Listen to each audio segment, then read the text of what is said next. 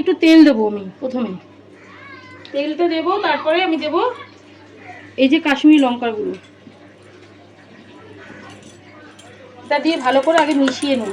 তেলের মধ্যে এরকম করে যদি লঙ্কার গুঁড়ো দেওয়া যায় তাহলে কিন্তু দারুণ একটা কালার আসে।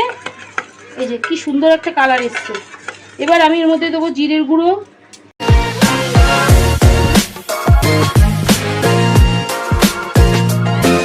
নমস্কার বন্ধুরা, আমার চ্যানেলে সকলকে স্বাগত। আর আমি আজকে তৈরি করব চিকেন বাটার মশলা। চিকেন বাটার মশলা করতে আমার কি কি লাগবে সেগুলো একবার করে দেখিয়ে দিচ্ছি। 500 গ্রাম চিকেন নিয়েছি কুচনো পেঁয়াজ আর ডুমো ডুমো করে নিয়েছি এই যে টমেটো, কুচনো কাঁচা লঙ্কা, আদা, রসুন। আর এখানে নিয়েছি ধনের গুঁড়ো, জিরের গুঁড়ো, কাশ্মীরি লঙ্কার গুঁড়ো, কাজু, আর এখানেও একটু রসুন আছে। আর বাটার লাগবে, যেহেতু বাটার মশলা তো বাটার তো লাগবে। আর এখানে গরম মশলা আছে টক দই। আর এইটুকুই এখন দেখাচ্ছি, তারপরে আস্তে আস্তে দেখাবো। আর যদি কিছু লাগে তখন রান্না করতে করতে সেটা দেখাবো। চলো আগে আমি চিকেনটাকে আগে মেখে নিই। আলু দেবে না? না না, এই মাখার জন্য এখানে একটা বোল লাগবে। এই বোলটার মধ্যে আমি আগে আর তেলটা নিয়ে আসি।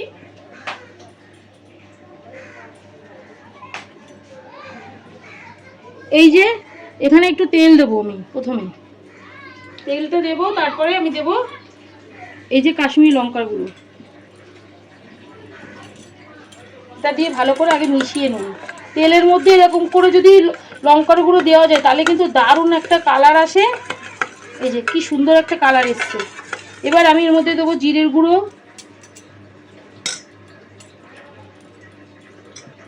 দেবো ধনের গুঁড়ো, আর দেবো টক দই।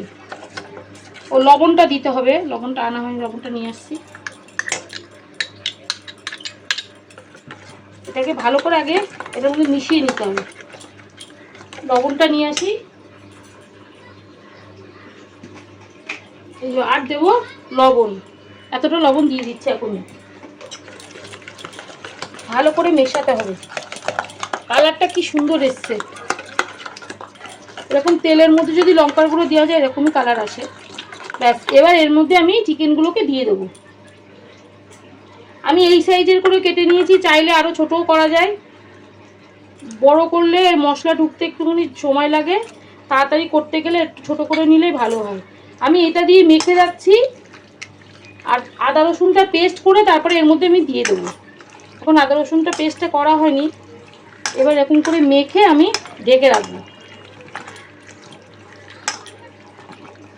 এটা 15 মিনিট লাগবে। এটা ঢাকা থাক 15 মিনিট।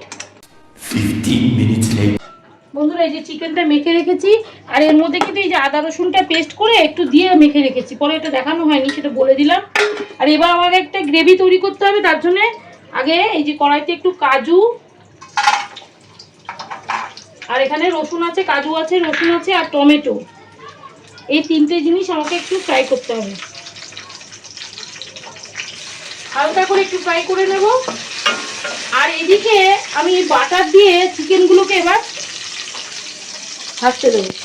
এতটা বাটার দিচ্ছি। বাটার পুরোটা তো দেবো না, একটুখানি তেলও মিশিয়ে দেবো। এটা হোক আস্তে আস্তে।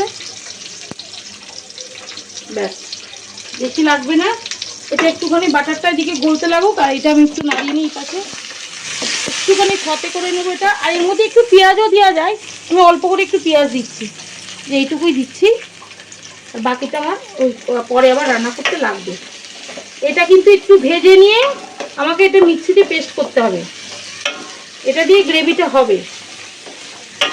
আর এইভাবে করলে এই চিকেন বাটার মশলা কিন্তু দারুণ লাগে খেতে। আমি চেষ্টা করছি রেস্টুরেন্টের মতো করার, কতটা করতে পারবো আমি জানি না, চেষ্টা করছি। আচ্ছা, এখানে হয়ে গেছে এটা ভাজা, এই বাটারটা গলে গেছে। এবার আমি চিকেনগুলোকে ছাড়বো। আর এইরকম ফ্রাই প্যানে ভাজলে কি হয়, এই যে চিকেনের গায়ে না একটা দাগ দাগ একটা লেয়ার আছে।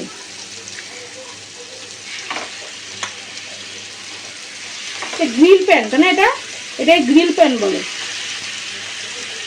দারুণ একটা গন্ধ এসে গেছে, বাটার দিয়ে করা হচ্ছে তো। আমি সব কটা চিকেনই দিয়ে দিচ্ছি একবারে। আমার জায়গা আছে এখানে, ধরে যাবে, একবারে দিয়ে দিচ্ছি। লিভারটা দিয়েছে মা? হ্যাঁ, লিভারটা এখানে দেবো না। ব্যাস, এটা আস্তে আস্তে ভাজাটা হোক। আর এইটা কিন্তু এখন দেবো না, এদিকে হয়ে গেছে এটা ভাজা। এটা বন্ধ করে দিই। আর এটা কি এটা যখন গ্রেভিটা যখন মিক্সি যখন এটা পেস্ট করা হবে, তখন কিন্তু এটা কিন্তু ঠান্ডা করেই করতে হবে, গরম অবস্থায় করা ঠিক হবে না। এবার আমি একটু এটাকে এখানে শিফট করে নেবো মিক্সি বলে। এটা একটু ঠান্ডা হতে থাক, ততক্ষণে আমি নেক্সট স্টেপটা শুরু করি। একটু ঠান্ডা হোক, প্রচন্ড গরম আছে তো। এই চিকেনের এক পিঠটা ভাজা হয়ে গেছে, আমি একটু উল্টে দিই। খুব বেশি ফ্রাই করার দরকার নেই, শুধু এই বাটারের ফ্লেভারটা যাতে চিকেনের মধ্যে ঢুকে যায়। এই যে কি সুন্দর একটা কালার এসছে, এরকম কালার আসলেই হবে। এতে কিন্তু দারুণ হয় এই রেসিপিটা। আমি আগে একবার করেছি, সেটাই বন্ধুদের সাথে শেয়ার করছি। যদি ভালো লাগে তাহলে বাড়িতে করবেন, আর যদি ভালো না লাগে তাহলে দোকানে করবেন। হ্যাঁ, যদি ভালো না লাগে? ভালো না লাগলেও করবে। ও আচ্ছা। আমার রান্নাটা যদি দেখে ভালো না লাগে তাও নিজের মতো করে করবে। যদি মনে করে যে আমার রান্নাটা আরেকটু অন্য কিছু চেঞ্জ করবে, সেটা চাইলে করতে পারে। বাটার না দিয়ে ঘিতে করতে পারে, এটাই চেঞ্জ হবে, আর কিছু চেঞ্জ হবে। ব্যাস, এটা ভাজা হোক। এবার আমি পরের স্টেপে যাই। কড়াইতে তেল দিতে হবে আবার। এই রান্নাটা একটু রিচ হবে। আচ্ছা, এবার আমি পেঁয়াজটা প্রথমে দেবো।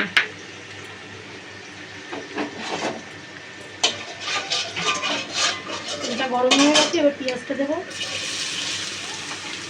এখানে কিন্তু আলাদা করে আমি কোনো পেঁয়াজ বাটা দিচ্ছি না, যেটুকু ওই রসুন আর কাজুর সাথে যেটুকু দিয়েছি ব্যাস ওইটুকুই বাটবো। আলাদা করে কোনো পেঁয়াজ বেশি করে বাটা দেবো না। এই পেঁয়াজটুকু দিয়ে কিন্তু রান্নাটা হবে। আর এখানে কালারটা কিন্তু কি সুন্দর এসছে। এটা ভাজা হবে, তারপরে আমি এই যে লঙ্কা কুচি আর এই আদা রসুন বাটাটা দেবো।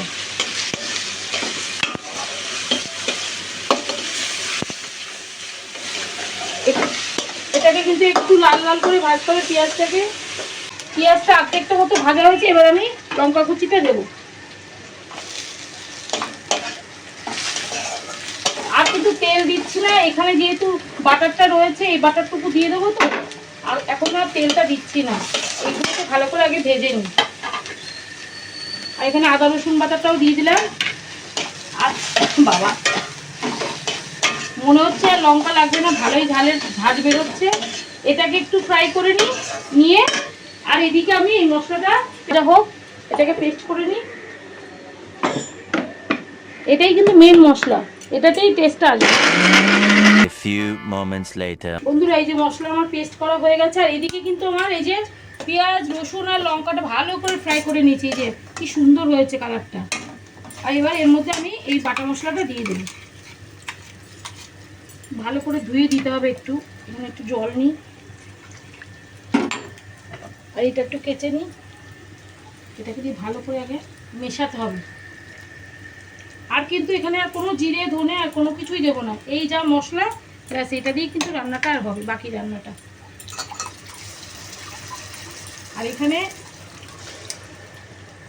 এটা একটু মিশিয়ে নিই। আর এদিকে এই যে চিকেনটা যে মেখেছি সেই মশলাটা এবার এর মধ্যে দিয়ে দেবো।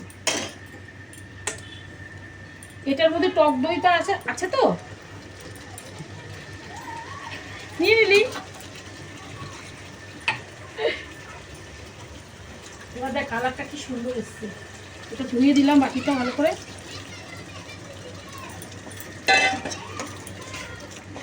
এবার এর সাথে কিন্তু আমি চিকেনটা একবার এখনই দিয়ে দেবো, কারণ এই যে জলটা, এই জলে চিকেনটাও সেদ্ধ হয়ে যাবে। ব্যাস, এবার এর মধ্যে একটু জল দিয়ে দেবো। দেখো আমার মেয়েটাকে এখানে দিয়ে দিল, বললাম মেয়েটা ভাজা খাবো। দাঁড়া দেবো, এটা তোলো তোলো তোলো। দাঁড়া, এটা না সেদ্ধ- মেশাবে না মেশাবে না। এটা সেদ্ধ হয়নি এখনো। ও বাবা রে। আর এইটা ধোয়া যে জলটা এটাও দিয়ে দেবো। এটার মধ্যে মশলাটা রয়েছে তো। এটা ড্রাই ড্রাই হবে না? হ্যাঁ ড্রাই ড্রাই হবে না এটা? এই তো এটা চিকেনের সাথে সেদ্ধ হতে তো এইটুকু জলে হয়ে যাবে। এবার আমি এটাকে ভালো করে মশলার সাথে এখন চিকেনটাকে মেশাবো। ব্যাস আর কি, এটা ভালো করে এখন শুকোতে হবে। বন্ধুরা চিকেনটা কত সুন্দর কালার এসছে, দেখুন কি সুন্দর হচ্ছে। আর এর মধ্যে না আমি লবণটা তো প্রথমে দিয়েছি, পরে দিতে আমি ভুলে গেছি। এবার সেটা তো না দেখালে হবে না। এই যে এতটার মতো আমি লবণ দিচ্ছি, আর একটু দিই, ব্যাস। কালারটা আস্তে আস্তে চেঞ্জ হচ্ছে আর মোটামুটি হয়েই গেছে। এর মধ্যে এখন গরম মশলাটা দেবো আর নাবিয়ে বাটারটা দিয়ে দেবো। এখন এই যে গরম মশলা দিচ্ছি,